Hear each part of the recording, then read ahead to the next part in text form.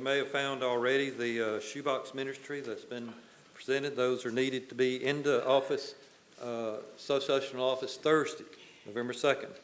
This is a week of prayer for all the Concord mission churches and all the things they do, and there's a handout in the back we'll give you on the way out. And then there's a newsletter for the November, it's called The Tidings, all the things going on around our association. Just a few weeks from today will be the Thanksgiving dinner, so don't forget about that. You bring whatever you want to bring, and I'll eat whatever you bring. And so we'll just kind of work that kind of a deal. And sounds good. Sounds fair to me. But anyway, we do want to make that a big day because that's the day the YEC will leave. The youth will all leave and go to Alexandria for a couple of days, and we'll be down there worshiping God in a lot of ways. Also not next Saturday, but Saturday, November 11th, you see the Women's Ministry and Widows Ministry meeting at Kathy Barr's home, and so look forward to a great time there.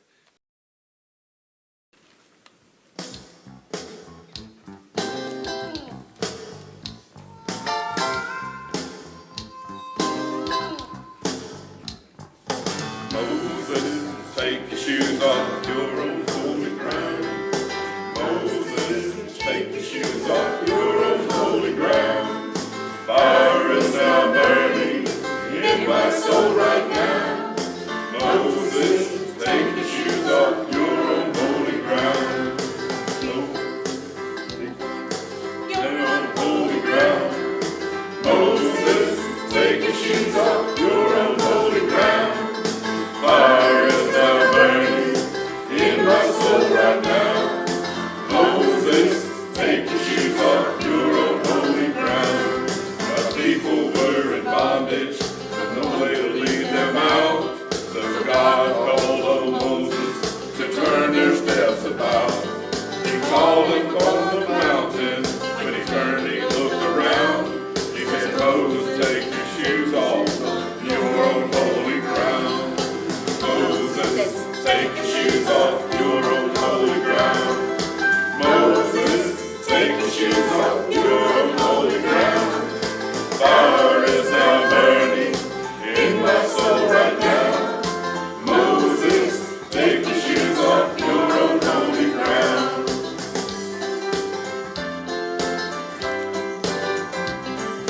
The day in which we live in is waiting for our change. Until he comes to get us, we shall love his love proclaim. To the wide world we'll tell it, to be ready when the trumpet sounds. So it'll be alright when your shoes come off of the little holy ground. Moses, take your shoes off your own holy ground. Moses, take your shoes off your own holy ground. Fire is now burning in my soul right now. Moses, take your shoes off your own holy ground. Moses, can you save your soul? Your own holy ground. Will it wash you clean and made you whole? Your own holy ground. I've been to the river, I've been baptized. Your own holy ground. My soul got happy, there's a reason why. Your own holy ground. Well, I took a trip to Calvary. Your own holy ground. Saved my soul and set me free. Your own holy ground. But it gave me joy that I can't explain. Your own holy ground. So I keep on singing in Jesus' name. Your own holy ground. Moses, take your shoes off your own holy ground. Moses, take your shoes off your own holy ground. Fire is now burning in my soul right now. Moses, take your shoes off your own holy ground.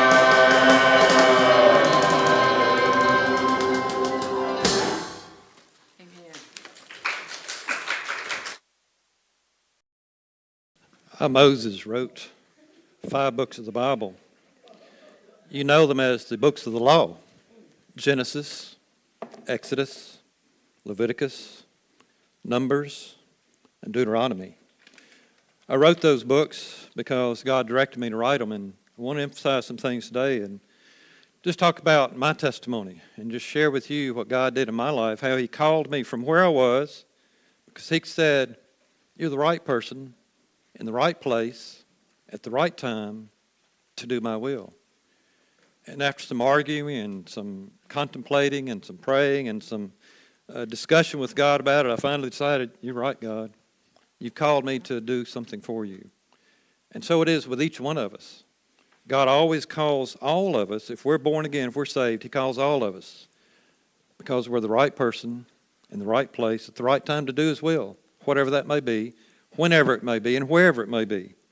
And so I just want to take you through some things that happened in my life that I went through getting with God and doing what God wanted me to do. And so it starts in Genesis. And as I wrote in Genesis, it was about how the people of Israel, the Jewish people, had to leave their homeland, go down into Egypt to find food. And they stayed there. Should have been 7 years for famine, but they just stayed there because they were given the best property, and they were able to stay there and farm and work and do things that God wanted them to do there in Egypt. And so as a result, they stayed there 400 years. During that time, Joseph had become the prime minister of Egypt, and he had set aside food and stored up food for all the people of Israel when they came down there, as well as the whole country of Egypt.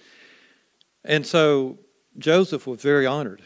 Joseph was very well thought of. He was a leader in Israel, and so he was very honored by the people of Egypt plus the people of Israel. Well, in time, Joseph was getting on up in age.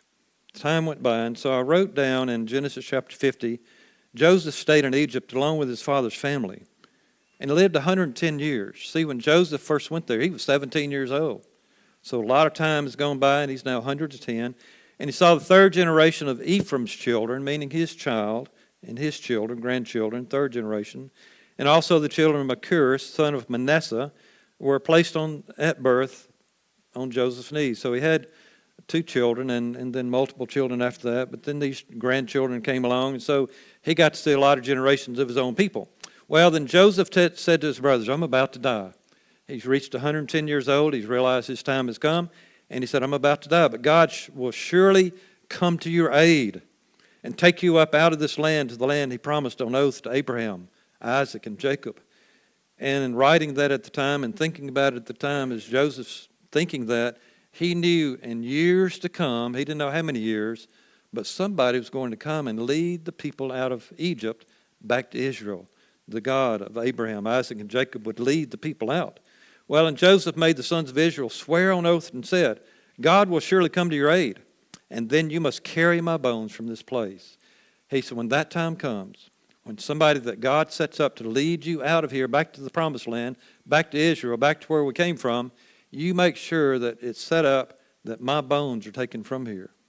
It would be another 400 years before that happened, but he wanted it to happen, and that would happen. So Joseph died at the age of 110, and after that they embalmed him, and he was placed in a coffin in Egypt.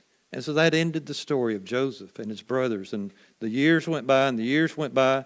Well, then a new king came into power that didn't know Joseph, came into power in Egypt, and so the problem with history is that sometimes we don't like history.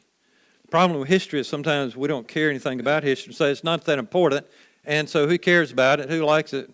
Well, the thing about history is here's what happened to Egypt. Here's what happened to Joseph. Here's what happened to the nation of Israel in Egypt. They forgot about history. They forgot about how well Joseph had prepared the people for the famine. They forgot about how Joseph had been led by God to be there in the right place at the right time to do God's will. And they forgot about all that. That was ancient history. It didn't mean anything to this generation that's writing here or that's at this time in history. And so they said, who's Joseph? What did he do? We don't care about him. He's a nothing and a nobody. He's forgotten. He's long gone. And this new king that comes along says, we don't remember that. I wasn't born then. My daddy wasn't born then. My grandfather wasn't born then. That's way back there. Who cares? So what? So this new king comes into power, and this new Pharaoh that came into power, of all things he did, he gave a direct order one day and said, every boy that's born you must throw into the Nile, but let the girls live. How did it get to that point? Well, he forgot about Joseph. He didn't know about Joseph. He didn't care about anything that Joseph had done. He didn't care anything about the Hebrew people had done, even though all these Hebrew people, my brothers and my nation, and the people of the Jewish people had come there, and they began to multiply, and they began to grow, and the nation began to grow. And through time, it became very large there in Egypt. The Hebrew people became large in number there in Egypt. And so the king got worried about it and said, you know what? Those people are going to rise up one day against us, and they're going to fight against us, and they're going to defeat us, and they're going to leave Egypt. We got to do something about it. And so I'm sure he thought about it, said, I got it. We'll make slaves out of them. We'll work them so ruthlessly, and we'll make them work so hard they won't think about doing anything. They can't do anything. They won't know how to fight. They won't have any weapons. They'll just know anything. The only thing they're going to know about is being tired and working. And so we'll just make them slaves. We'll just work them real hard. And so from that point on, they began to work the Hebrew people and just put burdens on them, make bricks, make straw, and build things and build cities, and just made them work hard and got them tired and weary. And so this nation's still growing. And he said, that's not working. We got to do something else. So he thought about it. He said, I know. They had what they call midwives. A midwife would go to a lady when she's about to give birth to a child and help the delivery for the child. And he told the midwives, he said, when you go to these Hebrew ladies that are about to have children, about to have babies, if it's a boy, they give birth to a boy, kill the boy. If they give birth to a girl, let the girl live. And so here's Pharaoh already thinking abortion. We can have abortions here in Egypt, and we can kill all the baby boys, and we'll be coming out ahead. And so he told the midwives to do that. Well, the midwives, do you know what those midwives did? They feared God. They said, this is wrong. This is morally against God to kill babies either before they're born or right after they're born. We can't do it. Now, they didn't tell Pharaoh that because then they'd have been killed. But what they did was went back to tell Pharaoh when Pharaoh found out, said, what's all these boy babies still getting born and you're not killing them? What's the problem here? And they said, here's the problem, Pharaoh. Those are such strong women that before we can get there to help with the delivery, they've already delivered the baby, and now it's too late. We can't do anything about it. So he thought again. He said, well, what am I going to do now? And he said, I know. I'll make a law. Every boy that's born to the Hebrew people, we'll throw him in the Nile River. We'll go to the home. We'll find out where the baby is. We'll hear the crying, or we'll know somebody's had a baby and it's a boy. We'll go into the home, and we'll take the boy baby out of that home, and we'll take him to the river. We'll throw him in the river. Abortion at its best. And so he thought, we'll do that. Well, so he started doing that. So my parents, of course, had me after they had two older siblings, Miriam and Aaron. And so then I was born. And so for 3 months, Jochebed, my mother, hid me, kept it quiet, make sure nobody found me. She hid me in the house and hid me where she could and kept it quiet. But by the time, and found out about all this later, when I was 3 months old, she said, I can't keep him quiet anymore. I don't know if I was crying all the time or what it was, but she said, I can't keep him quiet. They're going to discover my child, and they're going to take him away and throw him in the river. I know what I'll do. I'll build a basket. I'll coat it with tar. I'll put him in it, and I'll put him in the Nile River. And somebody will discover him. Somebody will find him. Somebody will rescue him. I don't know who. I don't know how. I don't know how this is going to work out. But that's all I can think of to do. I'll at least give him a chance for survival. So she put me in a basket, put me in the river among some reeds and some cattails, things on the edge of the river, and put me in that basket, and there I was. Well, she had my sister, Miriam, to just stand watch over in the area there and just watch, see what would happen. Well, of all things, Pharaoh's daughter, the king's daughter, came down to the river to bathe and had all of her attendants with her one day. And so they came down there to bathe. She's in there bathing, and I hear a baby crying. And they could hear a baby crying. So the attendants found, there it is, a basket over there in the reeds, and I'm in it. And I guess I was crying real loud, and they got me out of there. They said, this baby's crying, and they knew I was a Hebrew child, and so they showed Pharaoh's daughter, said, look, it's a Hebrew child, 3 months old, and what are we going to do? Well, of all things, there's my sister Miriam watching over me, and she came out to the Pharaoh's daughter and said, hey, you want me to go find somebody who can nurse that child, take care of that child? Yes, go find somebody. So, of course, she goes off, and who does she find? My mother. and brings my mother down there to the river and says, I found somebody. And she said, you nurse the child, you take care of the child until he's weaned, and I'll even pay you to do it. And when he's weaned, when he's of age to wean him, you'll bring him to me. And I'll be his mother, and I'll raise him. And so sure enough, that's what they did. She brought me back home. She kept me till they weaned me. And then they took me to Pharaoh's daughter. And Pharaoh's daughter then began to raise me. Well, that was all well and good. But here's what happened. When the child grew older, meaning me, I wrote it for myself, for others to read it. She took in Pharaoh's daughter, and he became her son. And she named him Moses, saying, I drew him out of the water. See, I didn't even have a name. My biological mother couldn't even name me because she knew she was going to give me up to Pharaoh's daughter, so why give me a name?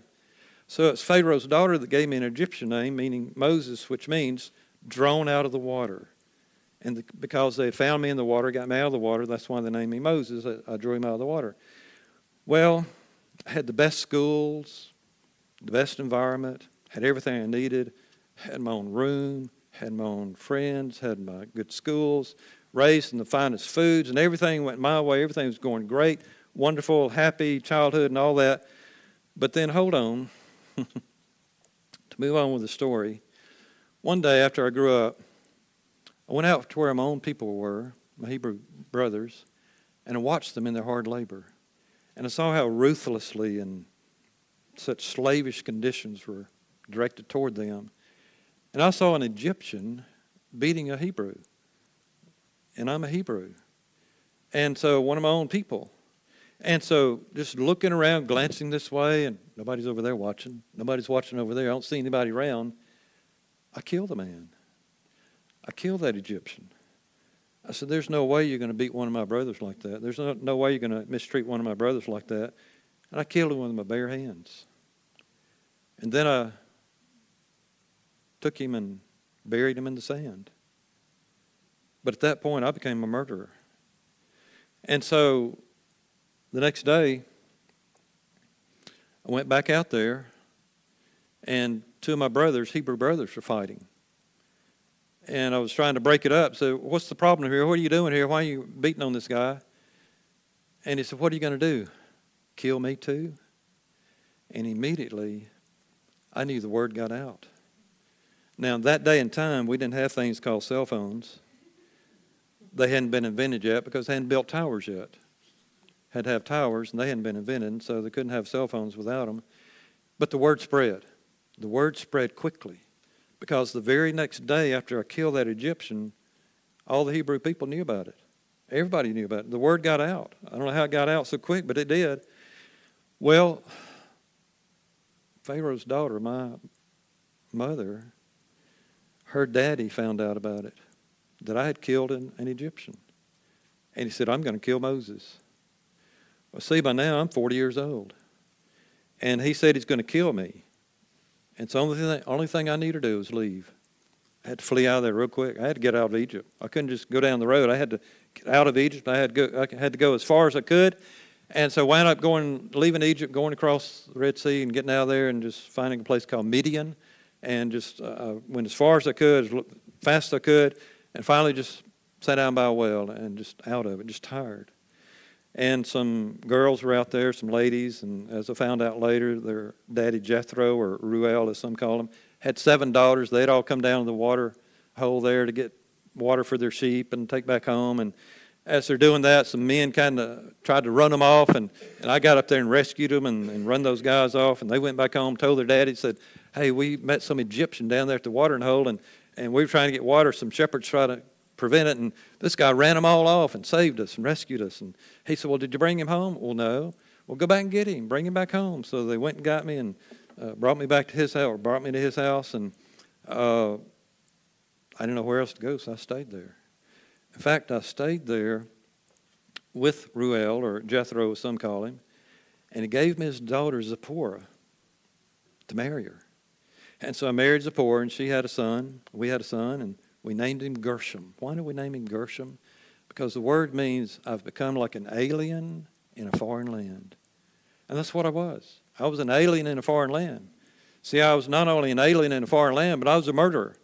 Not only was I a murderer, but I was a fugitive from justice. Not only from that, but I was just on the run all the time because I didn't know when they might show up. I didn't know if they'd find me, track me down, and figure out where I was or something. What am I going to do now? Well, I'm 40 years old, married, got a son, living in a foreign land, and one day it all began to happen. I was tending my flock for Jethro, my father-in-law. He's a priest there in Midian. And I was led my flock to the far side of the desert, and I came to a mountain called Horeb, mountain of God, or sometimes called Mount Sinai. Well, while I was there, I saw an angel of the Lord appear in flames and a fire in a bush. And I saw that the bush was on fire but didn't burn up. Now, I've been out in the desert all these 40 years. By now, 40 years have gone by again. I'm 80 years old now. When I left Egypt, I was 40. Now I'm 80. A lot of things have happened since then. But I'm seeing this bush burn up, and I've seen bushes on fire before. I've seen trees on fire before.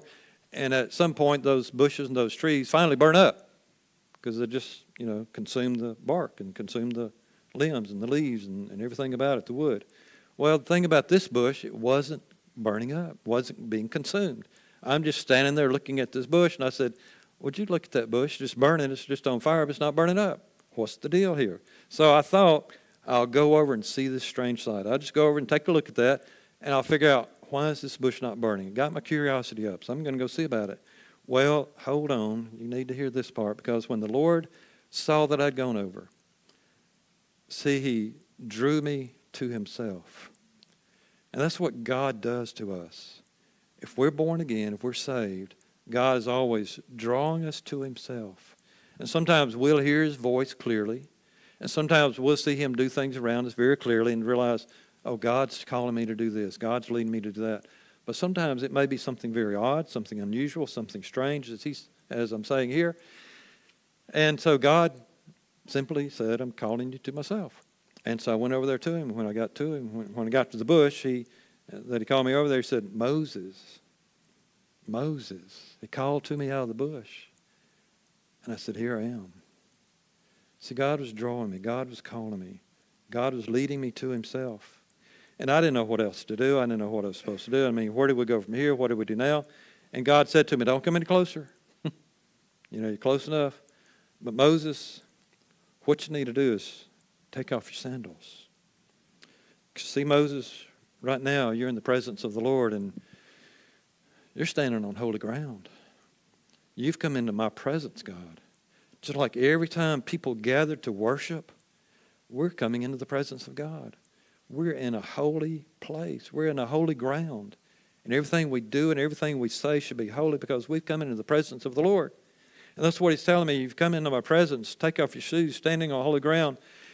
And he told me about seeing the misery of the people down in Egypt. See, 40 years gone by since I left there. And it just got worse, and it got worse, and it got worse on my people. And God said, I've heard them crying out, and I've seen their misery. And they cried out to me to help them, and I'm going to help them. I'm going to rescue my people and get them out of there. So Moses, here's what we're going to do. I'm going to send you to go rescue them. Me? You talking to me, God? You're going to send me to go rescue them? God, you don't know much about me, do you, God? See, God, I'm a murderer. You must not know that, or you wouldn't ask me to do that. And you see, God, I'm a fugitive from justice. If I were to go back there now, they've still got a wanted poster of me up on the wall probably somewhere, waiting to arrest me and kill me. And besides that, God, I'm just a shepherd. This is all I own. I work for my father-in-law. I ain't got anything except a wife and a son. And what do I know about leading people out? Besides that, I'm an alien in a foreign land. I'm just a nobody. I'm just a nothing. I mean, I'm not wealthy. I'm just nothing. And to top it all off, God, I am 80 years old. That's going to be a hard job. Why are you calling me? So I just said, who am I that I should go to Pharaoh, rescue the people? And God said, here's a sign for you. You go on down there, get the elders of Israel together, tell them what's up, tell them what I'm doing. You're working for me. I'm sending you down there, rescue them, get them out. And they're going to follow you. And when they do, you're going to lead them right back here to this mountain. I'm meeting you here. And when you lead them out, you lead them here. And, okay, good answer, God. You got me there. But let me just ask you this.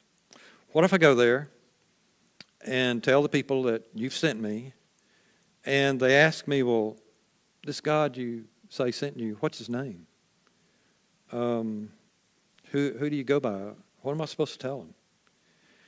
And he said, tell him that I am sent you, because I am the God of Abraham, Isaac, Jacob, Joseph, and you. See, I had a great education growing up there in the palace and best teachers, and so I knew things about English, and I knew things about Egyptian, and, well, I didn't know English, hadn't been invented yet either, but I knew the Egyptian language. I knew what present tense words were. And I knew enough about Egyptian language to know that when you say I am, that's present tense. Not I were or was, not that I will be, but that I am. Meaning God is always present tense, whether it was yesterday, 10 years ago, or tomorrow, or 10 years in the future, God's always present. I am. And so he said, you tell them that's what you found out the name of your God is, I am. And so go and gather all the people together, just as I told you. So I said, well, that's a good answer too, God, but, what if they don't believe me? Tell them all this. You sent me, you say I am, and I tell them all this, and, how are they supposed to believe me? What if they don't believe me? He said, Moses, what you got in your hand? I said, well, it's a staff. He said, throw it down. Okay. So I threw it down. You know what happened to my staff? It turned into a snake. Now, I've known people to get snake bit before. And I know the problem with snake bites.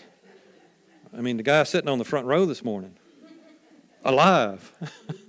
But I know what snakes do. And I got away from it. I mean, I backed up from that thing because he's moving around, he's curling. And God said, pick him up. I said, no, you pick him up, God. And he said, pick him up by the tail. By the tail. God, you don't know much about snakes either, do you? If I get him by the tail, all he's going to do is just swing right around, get that mouth right on me. I'm a dead man. Pick him up by the tail, Moses. And as soon as I picked him up, it became a staff again. I said, okay. And he said, let me give you another one. He said, that's not enough for you, is it? No, it's not. He said, take your hand, put it inside your cloak. And so I did. And he said, now take it out. And when I took it out, it's just white as snow, just covered with leprosy, white as snow. And that's, okay. He said, now put it back in there. I put it back in. He said, now take it back out. Put it out. It's all clean again. I said, that's real good too. He said, now if the people don't believe those two miracles that you show them, but when you throw your staff down, when you put your hand in your cloak, he said, got one before you. Go to the Nile River, get some of the water out, put it on the ground, and it's going to turn into blood. And he said, those three signs are going to let the people know that I am sent you and that you're here because of that and that I've appeared to you, and they're going to believe you. And he said, well, okay, that's a good answer too, God, but I got something else. Now, you know me apparently because you know some things about me and you know how I act and you know what I'm all about. But he said, do you also know that I'm just not a good speaker? I mean, if I were to get up in front of a crowd like the people of Israel, the Hebrew people, and try to tell them this, make a speech, I couldn't do that. I mean, I'm out there with goats and sheep all day. I'm talking to sheep, and they don't talk back, and they just kind of listen, and sometimes they don't listen, and I have to get the staff after them, all that. But I'm just not good at speaking in public. I can't do it because I can't speak good in public. And you know what the Lord said? He said, Moses, who made your mouth? I said, well, you did. Moses, who makes people deaf or mute? Well, Moses, who causes people to see or not to see? Well, God, I'll help you speak. I made your mouth. I know how to make you talk. You just go and do it. And I finally said, okay, that's a good answer too, God. But let me just get to the bottom line. Okay, God? Just please send someone else. I'm not the man for the job. I gave you all these reasons why I couldn't do it. You gave me all these reasons why I could. And I'll just go to the bottom line and say, get somebody else. I don't want to do it. And sometimes I've seen people do that before. God will call us, come closer to me. God will call us, say, come and do this for me. Come and serve me in this capacity. And we'll make some excuses. Well, I'm too busy, I'm too old, I'm too young, I'm too much going on, too sick, too well, too many things. All these, we start telling God what all we got going on, that we can't do what he wants us to do. But then bottom line, we just say, God, I just don't want to do it. Just find somebody else. I just plain and simple don't want to do what you want me to do. And do you know what God did then? He got angry. See, when we tell God, no, I don't want to do that. When God draws us to himself and calls us to himself, and he says, here's something I want you to do. Here's something I need you to change in your life.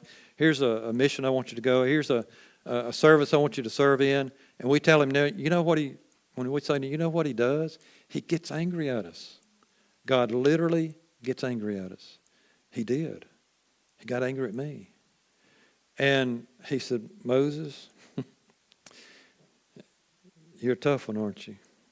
I said, yeah. But he said, right now, your brother Aaron, who's down in Egypt, I've already spoken to him, and he's on his way to meet you. And he's going to speak for you. He's going to be the one that you tell, I'll tell you, and then you tell him, and he'll stand up and make the speeches for you. And he said, that's how it's going to work. He's a good speaker. He speaks well to crowds. I'm just going to speak to you. You speak to him. He speaks to people, and that's going to work. Just go and do it. So, was I really the right person in the right place at the right time to do God's will? God would say yes. I would say no. And yet God got very angry at me. And I said, I understand now, God. I will do what you want me to do. So what did I do? I went back to Jethro, my father-in-law, said to him, let me go back to my own people there in Egypt, see if anybody's still alive. I've been gone 40 years. And Jethro, Reuel, my father-in-law, said, go. I wish you well. And so I got my wife, my children, got my belongings, and I set out to do God's will. And along the way, here comes Aaron. And so we met up. We wound up meeting up right back at the mountain of God, right there at Mount Horeb, just where I began with the burning bush. And we embraced. We talked. We hadn't seen each other in years. And he said, everybody down in down in Egypt that was trying to kill you, they're all dead and they're gone. You don't have to worry about all that anymore. Just come on back. You do what God wants you to do, and I'll be there with you. I'll speak for you. And that's what we did. And so it is with you and I today. When we know what God wants us to do, when we hear his voice and he's calling us to come closer to him, and he's calling us to come and do what he wants us to do, what we have to do then is make a decision and say, Lord, I really don't want to do what you want me to do. And if he says, here's what I want you to do, then what we've got to do is be able to lay it down. Lay it down, whatever it is.